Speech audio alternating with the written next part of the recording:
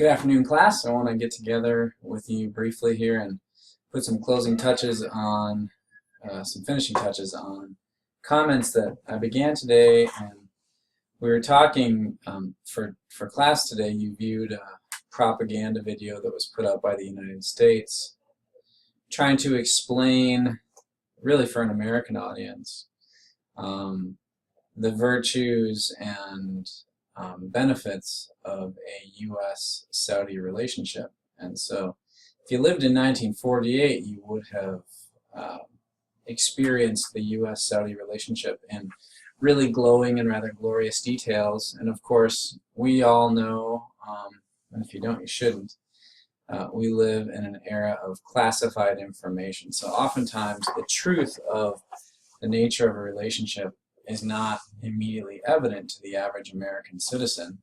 And of course that has something to do with our theme of democracy and the politics of the carbon economy and its impact upon the natural environment. And so of the comments that I was making today in class, and some of them that I will continue to make here in the screencast, the evidence or the historical record was not necessarily understood very clearly at the time that these events were happening. For example, we didn't know, and by we, historians didn't know that the strong basis that the Saudis had for their relationship with the United States was due to a very deep, abiding fear that the House of Saud had for rival clans like the Hashemites in the vicinity and in the region of the Middle East. That became evident based on interviews and information of the Saudi king that were not declassified until the 1970s. So it's interesting, we look through sort of a glass darkly, or like an opaque glass in this history craft, and that's particularly true when we're talking about elements of American foreign policy, because it seems to be foreign policy more than anything else that relies upon oftentimes classified information, and therefore we only find out later. But it's still probably important to find out, and I'm excited and interested to be talking to you about this important, historically important relationship that has cropped up. So I'm not going to rehash all of these points that I made. If you need to, solidify your notes, you're welcome to. But the basic theme of this close relationship or special relationship is that throughout many decades of the U.S.-Saudi relationship, really traceable back to 1932, the significant relationship between these unlikely partners and unlikely friends and allies was one essentially of oil, a guarantee of oil from the Saudis in exchange for a guarantee of security by the United States to protect the fragile House of Saud and the kingdom that it had developed on the Arabian Peninsula, and also to impart a measure of stability to that region as a whole, stability being very important, especially in the 40s once oil starts, I won't say spilling, that's a bad metaphor, when oil starts being exported to various parts of the world, and a good part of it will be destined for the United States in the decades to follow, in the decades that follow.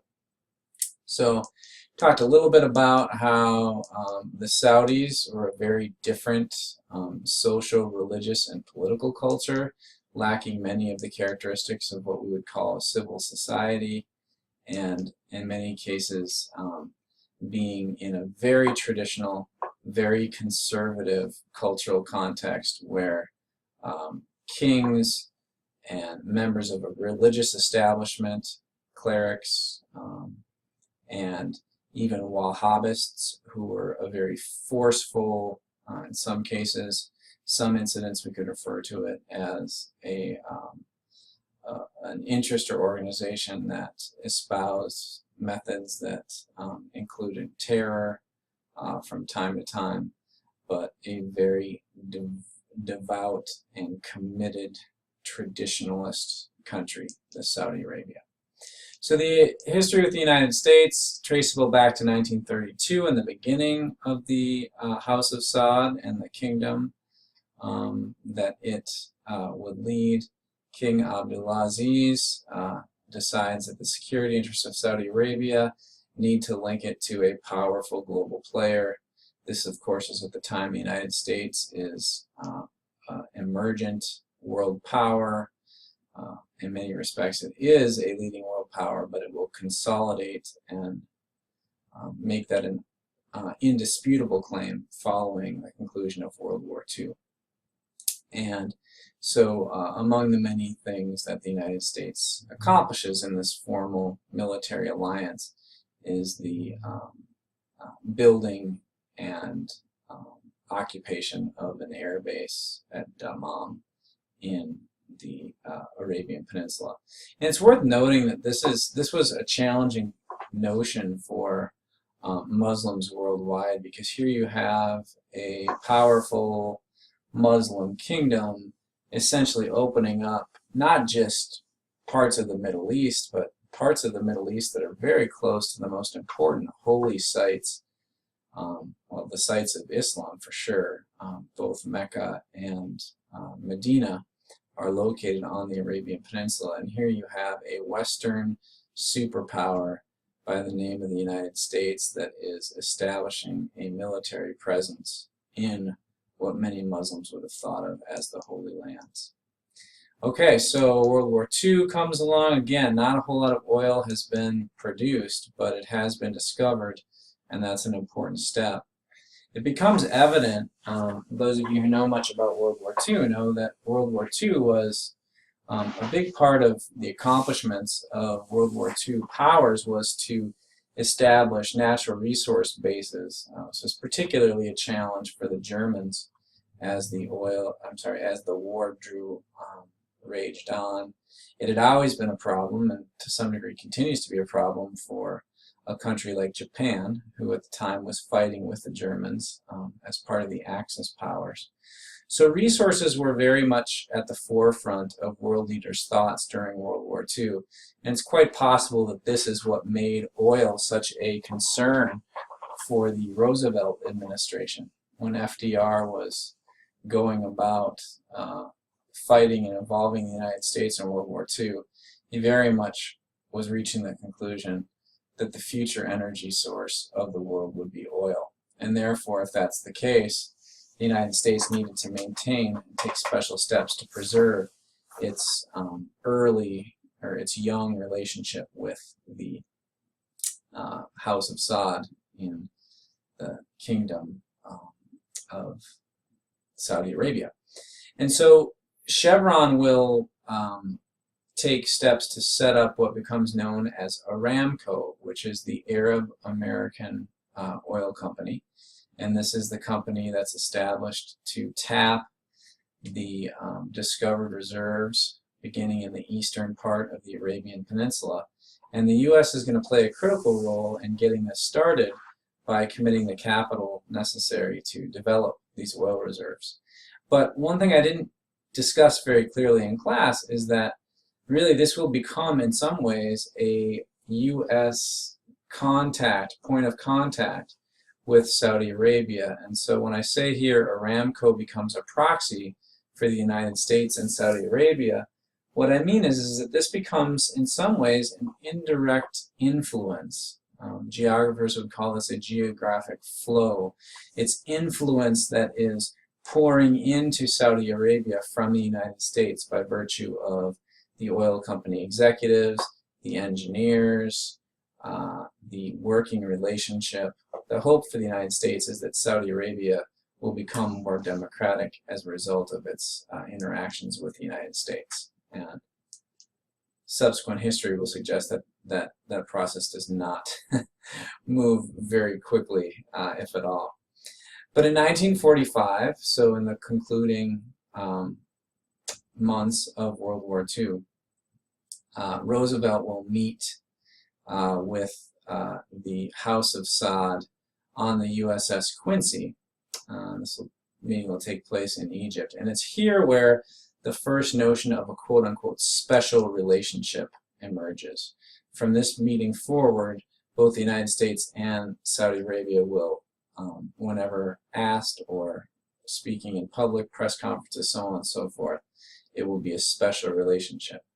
Interestingly enough, in this meeting in 1945, there was almost no mention of oil. The primary focus was the Arabian, the Saud family's concerns that there might be an Israeli homeland being created in Palestine. And of course, a couple of years later, the United Nations will declare Israel to be a new nation. And this was a problematic and deeply troubling development for the Arab world of that time, because of course Israel will be dropped, established right in the midst, right in the face of the Arab world. So there will be some problems that will emerge from that. In 1950, nonetheless, Bechtel, a U.S. company, you might, pardon me, recognize this name. Bechtel is still a powerful American contractor that had a lot of contracts in the context of the invasion of Iraq and Afghanistan. In this case, it began a 1,000-mile-long pipeline, which was designed to help bring Arabian oil from the Arabian Peninsula through the northern Levant to the eastern shores of the Mediterranean. And so this was an important supply line for helping the United States meet its oil demands and its oil needs.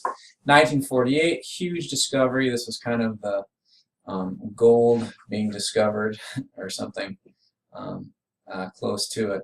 The Ghawar oil field is discovered in 1948, and it becomes a 170 billion barrel reserve. And to this day, it has about 70 billion barrels remaining, which is about over three times the U.S. Oil reserves at present. And so this has been, for much of the last several decades, the go-to oil well for the U.S. and also global production.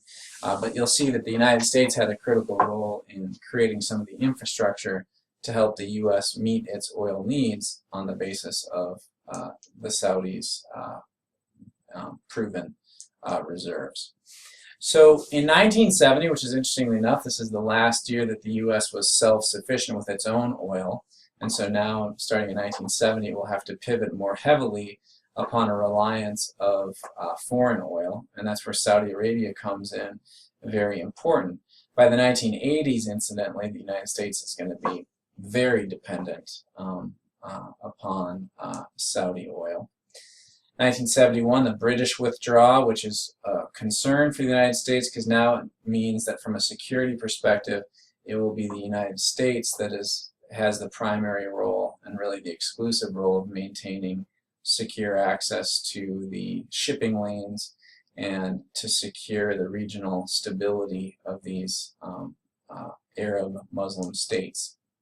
1973, unfortunately, and particularly unfortunately for Jimmy Carter, pictured here, the Saudis, in response to America's involvement in helping defend Israel in the 1973 Arab-Israeli War, also known as the Yom Kippur War, the Saudis will rebel even despite this special relationship, and they will boycott. They will join fellow Arab oil exporting countries in boycotting the United States.